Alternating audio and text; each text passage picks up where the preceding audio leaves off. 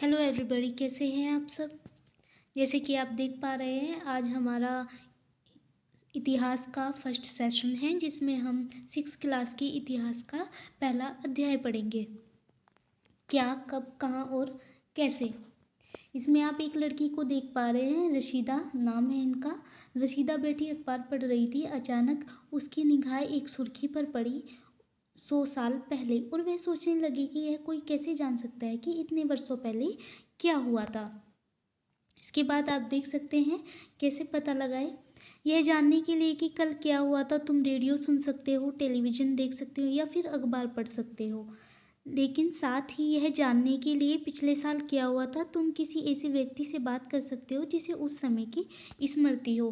कहने का तात्पर्य यह है कि कल क्या हुआ था ये जानने के लिए हम रेडियो सुन सकते हैं या फिर टेलीविज़न देख सकते हैं, अखबार पढ़ सकते हैं। पिछले साल क्या हुआ था किसी ऐसे व्यक्ति से बात कर सकते हैं जिसे आप मतलब पिछले साल की स्मृति हो। लेकिन बहुत साल पहले क्या हुआ था ये हम कैसे जान सकते हैं। तो यह बेटी अ, इस सुर्खी की सहायता से सोच रही है। इसके बाद आप देख सकते हैं अतीत के बारे में हम क्या जान सकते हैं।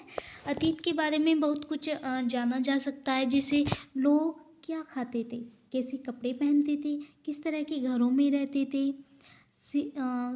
पशुपालक, कृषक, शिकारी, व्यापारी, पुरोहित, शिल्पकार, कलाकार, संगीतकार या फिर वैज्ञानिकों के जीवन में की जानकारियाँ हासिल कर सकते हैं। वे कौन सी कहानियाँ सुना करते थे, कौन से नाटक देखा करते थे, कौन कौन से गीत गाते थे। कहने से तात्पर्य यह है कि अतीत मतलब 100 साल पहले जो लोग थे वे क्या खाते थे, कैसे कपड़े पहनते थे, कैसे घरों में रहते थे, उनका रहन सहन कैसा था, उनके पशुपालक कैसे थे, वे किस तरह व्यापार करते थे, पुरोहित शिल्पकार क्या थे, कैसे कलाकार थे, उनका जो संगीत था वो कैसा था, या फिर बच्चे क्या खेल खेलते थे, कैसी कहानियाँ सुनते थे, वे कैसे नाटक देखा करते थे, कौन कौन से गीत वे गाते थे। इसके बाद आप देख सकते हैं लोग कहाँ रहते थे। ये आप देख सकते हैं लोग कहाँ रहते थे। इसमें है नर्मदा नदी। आप मानचित्र फर्स्ट में देखेंगे, ये आपको मानचित्र फर्स्ट में नर्मदा नदी आपको दिख रही है। ये जो नर्मदा नदी थी, इसी नर्मदा नदी के किनारे ही जो प्रारंभिक मानव थे उन्होंने रहना शुरू किया था।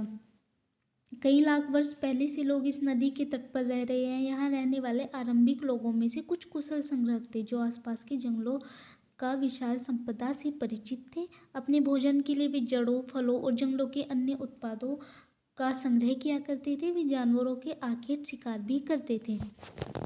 कहने से तात्पर्य यह है कि जो प्रारंभिक मानव थे उनका जो जीवन का प्रारंभ था वो जो ये नर्मदा नदी है इसके किनारे पर माना गया है। और ये जो आरंभिक लोग थे वे कुशल संग्राहक थे। मतलब ये जो आसपास का विशाल जंगल थे वहाँ के से अपना भोजन प्राप्त करते थे। जो पेड़ों की जड़ें होती थी, फलों से, या जो जंगल का अन्य उत्पादक होता था उनसे वे अपने खाने के लिए प्रयोग किया करते थे। और ये खाने के लिए जानवरों का शिकार भी करते थे। इसके बाद आप देख सकते हैं सुलेमान और किरथर की पहाड़ियाँ। जो सुलेमान और किरथर की पहाड़ियाँ है ये आप मानचित्र फर्स्ट में भी देख सकते हैं। ये किरथर और ये सुलेमान की पहाड़ियाँ आप देख सकते हैं।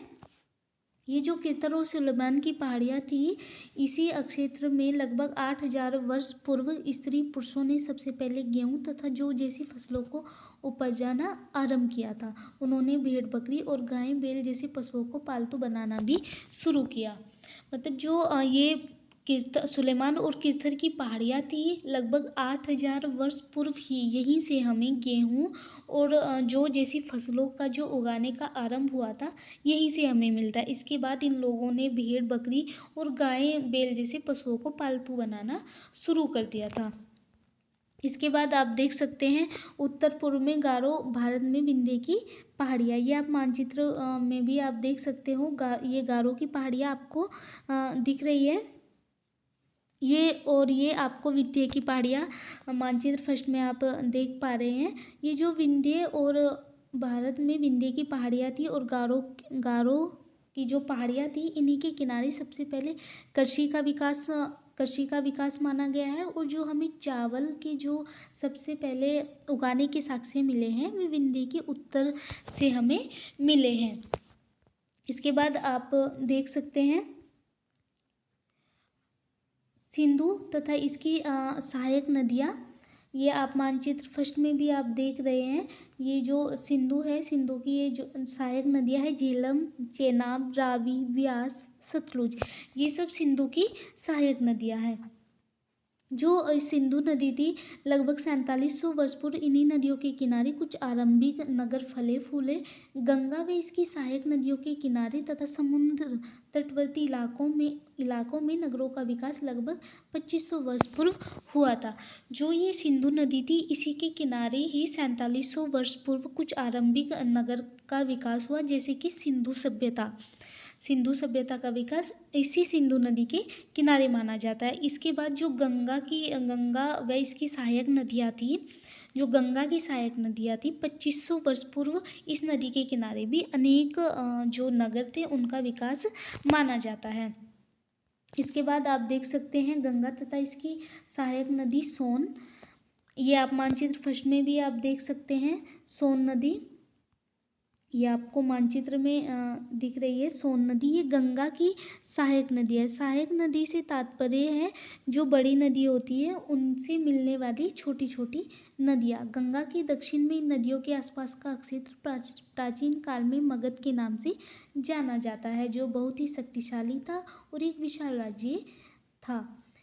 देश के अन्य हिस्से में भी ऐसे राज्यों की स्थापना की गई थी। कहने से तात्पर्य है कि जो गंगा की सहायक नदी थी सोन नदी, उस समय में एक मगध एक बहुत ही शक्तिशाली राज्य माना जाता था। इसी नदी के किनारे मगध का जो विकास है हुआ था। और ये जो मगध का क्षेत्र था, ऐसे छोटे छोटे अन्य राज्य भी इस नदी के किनारे विकास माना जाता है। इस नदी के किनारे अनेक राज्यों का विकास माना जाता है। इसके बाद आप देख सकते हैं लोगों ने सदैव उपमहाद्वीप के एक हिस्से से दूसरे हिस्से तक यात्राएं की। हिमालय जैसे ऊंचे पर्वतों, पहाड़ियों, रेगिस्तान, नदियों, समुद्र के किनारे यात्रा जोखिम भरी होती थी। फिर भी ये यात्रा उनके लिए संभव नहीं थी। कभी लोग काम की तलाश में तो कभी प्राकृतिक आपदाओं के कारण एक स्थान से दूसरे स्थान जाया करते थे। कभी कभी सेनाएं एक क्षेत्र पर विजय हासिल करने के लिए जाती थी। इसके अतिरिक्त व्यापारी काफिलों में जहाज़ों में अपने साथ मूल्यवान वस्तुएं लेकर एक स्थान से दूसरे स्थान जाते रहते थे। धार्मिक गुरु लोगों को शिक्षा और सलाह देने एक गांव से दूसरे गांव, कस्बे से दूसरे कस्बे जाया करते थे। कुछ लोग रोचक स्थानों को खोजने उत्सुकतावास भी यात्राएं किया करते थे और इन यात्राओं से एक दूसरे के विचारों को जानने का अवसर प्राप्त होता था। कहने का तात्पर्य यह है कि लोग उस टाइम में जो यात्राएं किया करते थे, क्या तो वे एक जगह से दूसरी जगह जाते थे। कभी कभी प्राकृतिक जो आपदाएं होती थी, जैसे नदियों के किनारे बाढ़ आ जाना, तो जो उनका जो खाने का साधन था वो ख़त्म हो जाया करता था, या फिर जो जलवायु परिवर्तन होता था उसके कारण भी जो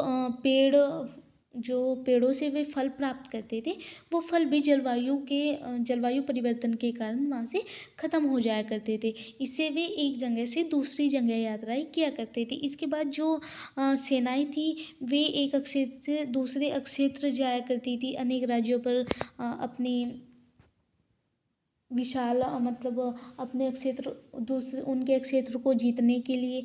या फिर जो धार्मिक गुरु थे, वे एक गांव से दूसरे गांव, एक कस्बे से दूसरे कस्बे जाया करते थे ताकि वे अपने धर्म की शिक्षा दे सके। इसके अतिरिक्त व्यापारी भी जहाज़ों के द्वारा काफिलों में जाया करते थे ताकि वे जो मूल्यवान वस्तुएं हैं एक जगह से दूसरी जगह पहुंचा सकें। इसके बाद आप देख सकते हैं आज लोग यात्राएं क्यों करते हैं। पहले भी जो लोग यात्राएं करते थे, वे एक दूसरे के विचार जानने के लिए किया करते थे। और आज भी जो लोग यात्राएं करते हैं, वे एक जगह से दूसरी जगह जाते हैं, अपने जो विचार है और लोगों के विचारों को जानते हैं। कुछ लोग जैसे आज भी आप देख सकते हैं जैसे विदेशों में भी लोग जाते हैं और वहीं बस जाते हैं, अपनी जो संस्कृति है वहीं की संस्कृति को अपना लेते हैं और वहीं पे अपना व्यापार करते थे। पहले भी लोग ऐसे ही यात्राएं करते थे, जहाँ उन्हें सुविधाएं प्राप्त होती थी वहाँ पे वे रहना शुरू कर देते थे। इसके बाद आप देख सकते हैं देश के नाम, ये आप देख सकते हैं देश के नाम इंडिया तथा भारत जैसे नामों का प्रयोग करते हैं। इंडिया शब्द इंडस से निकला है, जिसे संस्कृत में सिंधु कहा जाता है। 2500 वर्ष पूर्व उत्तर पश्चिम की ओर से आने वाले ईरानियों और यूनानियों ने सिंधु को हिंदोज अथवा इंदोज, इस नदी के पूर्व में स्थित भूमि प्रदेश को इंडिया कहा। भरत नाम का प्रयोग उत्तर पश्चिम में रहने वाले लोगों के एक समूह के लिए किया जाता था। इस समूह का उल्लेख संस्कृत की आरंभिक कृति ऋग्वेद में भी मिलता है, जो 3500 वर्ष पुरानी है। इसके बाद इन नामों का प्रयोग देश के लिए होने लगा। आप ये कह सकते हैं कि जो इंडिया और भारत जैसे आज के टाइम में हमारे देश का नाम लिया जाता है, जो ईरान और यूनान के आने वाले लोग थे, जो सिंधु नदी के रास्ते भारत में आए थे, उन्होंने ये 2500 वर्ष पूर्व आए थे। तो ये जो आए थे सिंधु नदी के रास्ते ये भारत में आए, इन्होंने इंदोज नाम दिया, यानी जो सिंधु नदी थी इन्होंने इसे हिंदोज अथवा इंदोज कहा। बाद में भूमि प्रदेश को इंडिया कहा। जो भूमि का क्षेत्र था आसपास के सिंधु नदी का जो क्षेत्र था उसे इन्होंने इंडिया कहा। जो भरत नाम इन्होंने दिया वे एक उत्तर पश्चिम में एक लोगों का समूह था, उन्होंने उन्हें भरत कहा और इस समूह का उल्लेख 3500 वर्ष पुरानी हमारी जो ऋग्वेद की कृति है उसमें भी मिलता है। इसके बाद इंडिया भारत जैसे नामों का प्रयोग हमारे देश के लिए होने लगा। इसके बाद आप देख सकते हैं अतीत के बारे में कैसे जानें। अतीत के बारे में जानने से कई तरह से प्राप्त कर सकते हैं। इनमें से एक तरीका है अतीत में लिखी गई पुस्तक को ढूंढना और पढ़ना। ये पुस्तकें हाथ से लिखी होने के कारण पांडुलिपि कहा जाती है।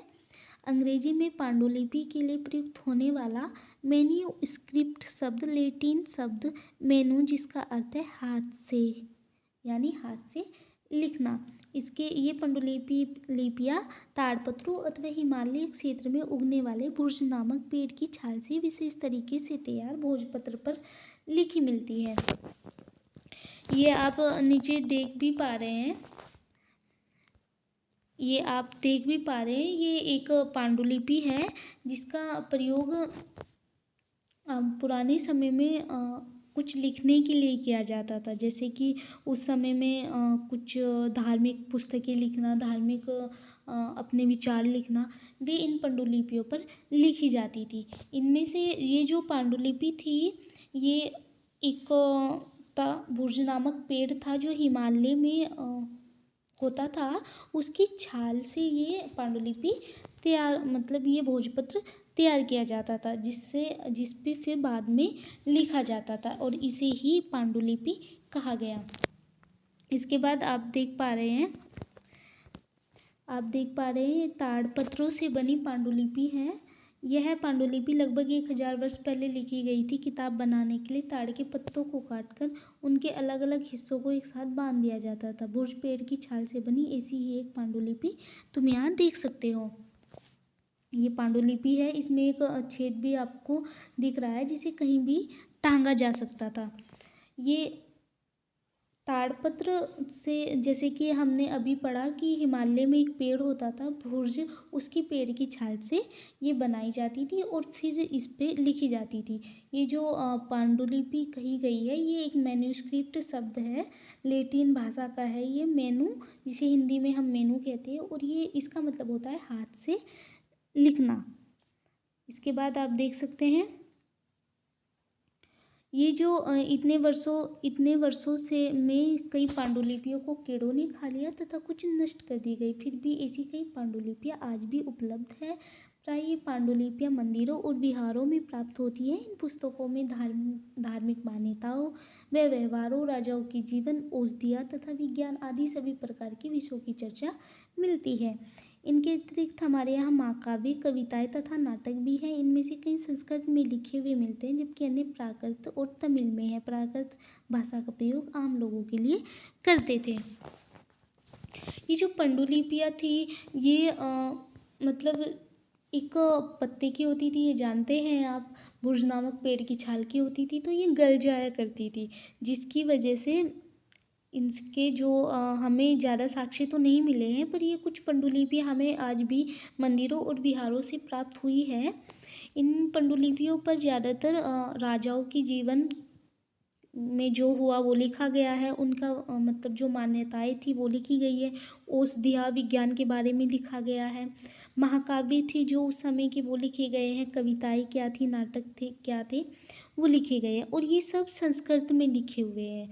और जो आम लोग थे, जो उनके बारे में लिखा गया है, वो प्राकृत और तमिल में लिखा गया है। जो प्राकृत भाषा थी, आम लोगों, जो प्राकृत भाषा का प्रयोग हुआ है पांडुलिपि में, वो आम लोगों के लिए हुआ है। और जो राजाओं के लिए प्रयोग हुआ है, वो संस्कृत में इसका प्रयोग हुआ है। इसके बाद आप देख सकते हैं, ये आपको एक पत्थर आपको दिख रहा होगा, जिसे अभिलेख कहा गया।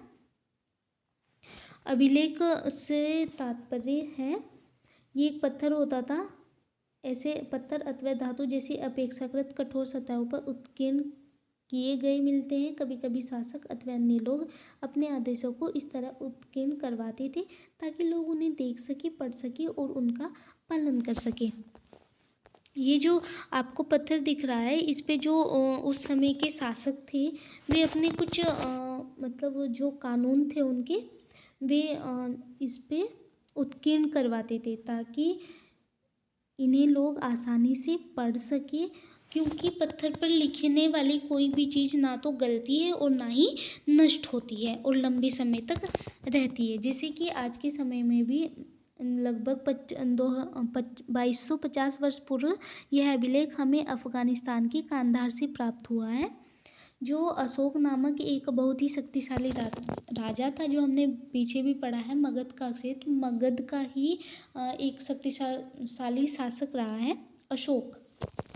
उसने ही यह इस अभिलेख पर कुछ चीज़ें उत्कीर्ण करवाई थी। और इस पे जो लिपियाँ हमें मिली हैं, वो दो लिपियों में इसने अपने जो कानून थे, नियम थे, वो उत्कीर्ण करवाए हैं। वो थे यूनानी और अरामाइक लिपि। इस पे दो लिपियाँ हमें दिखाई दी है, जिसमें अरामाइक और यूनान लिपि थी। इसके बाद आप देख सकते हैं, ये जो अभिलेख है, इस अभिलेख पर जो स्त्री पुरुष थे, जो राजा रानियाँ थी और जो शासक लड़ाई करके आते थे, उन पे जो विजय हासिल करके आते थे, इस अभिलेख पर उन्होंने उत्कीर्ण करवाया है। इसके बाद आप देख सकते हैं, ये आपको एक पात्र दिख रहा है। ये पात्र और ये सिक्के आपको उस टाइम के ही दिख रहे हैं, यानी पुराने समय के। एक प्राचीन नगर से यह पात्र प्राप्त हुआ है। इस तरह के पात्र का प्रयोग 4700 वर्ष पूर्व होता था। और आपको एक पुराने चांदी के सिक्के भी दिख रहे हैं। ये जो सिक्के हैं, ये 2500 वर्ष पूर्व प्रयोग में लाए जाते थे। ये जो पात्र है, इस पात्र का प्रयोग हम मान सकते हैं कि शायद कुछ खाने की वस्तुएं रखने या फिर कुछ बनाने के लिए किया जाता होगा। इसके बाद आप देख सकते हैं, जो पुरातत्वविद हैं, चिड़िया तथा मछलियों की हड्डियां भी ढूंढते हैं और यह जानने में मदद मिलती है कि अतीत में लोग क्या खाते थे। वनस्पतियों के अवशेष बहुत मुश्किल से बच पाते हैं। यदि अन्न के दाने अथवा लकड़ी के टुकड़े जल जाते थे, तो वे जले हुए रूप से बचे रहते थे। जो हमारे पुरातत्वविद है, जो मतलब जो खुदाई करके जो वस्तुएं मिलती हैं, उनसे यह जानने की कोशिश करते हैं कि उस समय में लोग क्या खाते थे, कैसे उनका रहन सहन था। और जो मतलब खुदाई से हमें जो मछलियों की हड्डियां भी मिलती है, लकड़ी के टुकड़े भी जले हुए मिलते हैं, तो इससे हम ये मान सकते हैं कि वे लोग आग का भी प्रयोग किया करते थे। इसके बाद पुरातत्वविद बहुधा कपड़ों के अवशेष भी मिलते होंगे। मतलब उस समय भी लोग कैसे कपड़े पहनना पसंद करते थे, या फिर वे लोग कैसे रहते थे। पांडुलिपि अभिलेखों तथा पुरातत्व से ज्ञात जानकारियों के लिए इतिहासकार प्रायः स्रोत शब्द का प्रयोग करते हैं। इतिहासकार उन्हें कहते हैं अतीत का अध्ययन करते हैं। स्रोत से प्राप्त होते ही अतीत के बारे में पढ़ना बहुत रोचक हो जाता है, क्योंकि इन स्रोतों से सहायता से हम धीरे धीरे अतीत का पूर्ण निर्माण करते हैं। इसमें आप इतिहासकार भी देख पा रहे हैं। इतिहासकार जो उस समय की जो वस्तुएं हमें मिली है उन पे अध्ययन करने के बाद हम बुक से पढ़कर हमें यह पता लगा सकते हैं कि उस समय में लोग कैसे रहते थे, कैसा उनका खान पान था, किन किन चीज़ों का वे लोग प्रयोग करते थे। इसे इतिहासकार कहते हैं। इसके बाद आप देख सकते हैं अतीत एक या अनेक। अतीत किसी का भी एक समान नहीं होता है। जो लोग पहले थे, जैसे राजा रानियाँ थी उस टाइम, उनका अतीत कुछ अलग रहा होगा, या फिर जो उस समय के व्यापारी थे उनका अतीत अलग रहा होगा, जो आम लोग थे उनका अतीत अलग रहा होगा। आज के समय में भी आप देख सकते हैं कि आज भी लोग किसी को मतलब सबका अतीत अलग अलग होता है। कोई कहीं रहना पसंद करता है, कोई अलग संस्कृति को मानता है, या फिर मतलब कुछ अलग अलग जगहों पर रहते हैं, अलग अलग जगहों पर जाना पसंद करते हैं। तो सबका अतीत अलग अलग ही होता है। इसके बाद आप देख सकते हैं तिथियों का मतलब। तिथियाँ जो मतलब आज के समय में जो प्रयोग में लाई जाती हैं, आप देख सकते हैं जैसे कि 2000 या इसी तरह का कोई और वर्ष। यह गणना जो होती है ईसाई धर्म के प्रवर्तक ईसा मसीह के जन्म की तिथि से की जाती है। अतः यह 200 वर्ष कहने का तात्पर्य है ईसा मसीह के जन्म के 200 वर्ष के बाद से है। ईसा मसीह के जन्म के पूर्व की तिथियाँ ईसवी पूर्व और ईसा के पहले के रूप में जानी जाती हैं। कहने का तात्पर्य है कि जो ईसाई धर्म के प्रवर्तक है, जो भगवान है ईसाई धर्म के, वे ईसा मसीह थे, और ईसा मसीह के जन्म की जो मतलब जो पूर्व जिस वर्ष ईसा मसीह का जन्म हुआ था उसके जो बाद की तिथियाँ थी वो ईसवी, और जो मतलब जिस समय मतलब ईसा के जन्म से जो पहले था वो ईसवी पूर्व कहा जाता है। इसके बाद आप देख सकते हैं ये हमें कुछ तिथियाँ यहाँ पे देखने को मिल रही है, इतिहास और तिथियाँ। BC हिंदी में ईसवी पूर्व का तात्पर्य है बिफोर क्राइस्ट, यानी ईसा पूर्व यानी ईसा की जन्म से पहले। और AD हिंदी में ईसवी जिसे हम लिख पाते हैं, यह एनो डोमिनी नामक जो लैटिन शब्द से बना है। ये इसका मतलब है ईसा मसीह के जन्म के वर्ष से है। इसके बाद आप देख सकते हैं AD की जगह CE और BC की जगह BCE का प्रयोग होता है। CE अक्षरों का प्रयोग कॉमन एरा, BCE का प्रयोग बिफोर कॉमन एरा के लिए होता है। अधिकांश देशों में इस कैलेंडर का प्रयोग सामान्य हो गया है। भारत में तिथियों के इस रूप का प्रयोग लगभग 2 वर्ष पूर्व से आरंभ हुआ था। जो ये आप देख सकते हैं BC हिंदी में ईसवी पूर्व का तात्पर्य बिफोर क्राइस्ट यानी ईसा के जन्म से पहले। और जो AD हिंदी में जिसे ईसवी हम कहते हैं, जो एक लैटिन भाषा से लिया गया है, एनो डोमिनी, ये ईसा मसीह के जिस वर्ष ईसा मसीह का जन्म हुआ था उसे ईसवी कहा जाता है। इसके बाद AD की जगह CE और BC की जगह BCE का प्रयोग होने लगा। CE अक्षरों का प्रयोग भी होता है जिसे कॉमन एरा, और BC ईसवी का बिफोर कॉमन एरा के लिए होता है। और अधिकांश देश इस कैलेंडर को ही मानते हैं, परंतु अब कुछ समय से इस कैलेंडर को मानने से कुछ देश इनकार कर रहे हैं, क्योंकि उन्हें लगता है कि जो ईसाई धर्म को मानते हैं वही इस कैलेंडर को मानेंगे। इसके बाद आप देख सकते हैं जो वर्तमान से पहले जो समय था उसके लिए आज के समय में BP का प्रयोग हो रहा है, जिसका तात्पर्य बिफोर प्रेजेंट यानी वर्तमान से पहले। इसके बाद आप देख सकते हैं ये कुछ चित्र आप देख पा रहे होंगे। उस समय ये जो चित्र हैं आप देख पा रहे हैं, ये एक प्रकार से लिपि के लिए प्रयोग होते थे। ये एक संकेतक भी हम मान सकते हैं जो उस समय अफ्रीका देश के मिस्र की है। ये लगभग 5000 वर्ष पूर्व की है।